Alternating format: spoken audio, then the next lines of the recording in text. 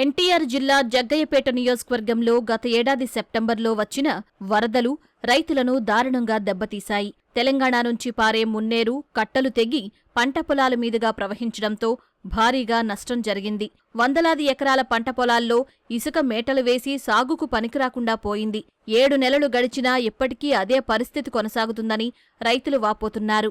మునేరు కాలువ మరి అనేక వందల ఎకరాలు ఇసుక మేట పెట్టి గండ్లు పడి నానా ఇబ్బందులు పడి పంట నష్టం జరిగి రైతులంతా దిక్కుదోచని పరిస్థితిలో ఉన్నారు. మరి ప్రభుత్వం వెంటనే స్పందించి మరి పంట నష్టపరిహారం అయితే ఎకరానికి 10,000 ఇచ్చారు, కానీ ఇసుక మేట తీయాలంటే ఇలా ₹1,00,000 పైనేటట్టుగా ఉంది.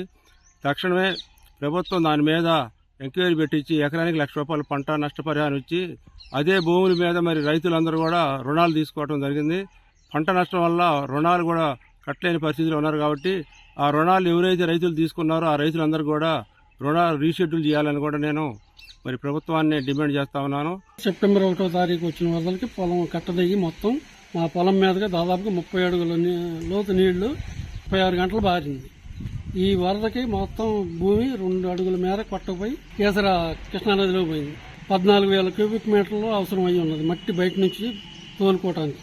దానికి ఒక క్యూబిక్ మీటర్కి వచ్చి ₹400, అంటే ఒక ట్రక్ వచ్చి ₹1,200.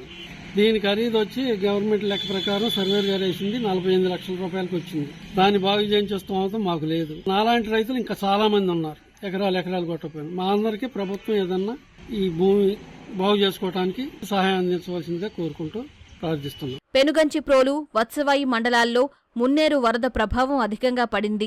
ఆళ్లూరుపాడు, వేమవరంలో సుమారు 200 ఎకరాల్లో పంటలు పాడవగా అందులో సుమారు 100 ఎకరాల్లో ఇసుక మేటలు ఉన్నాయి.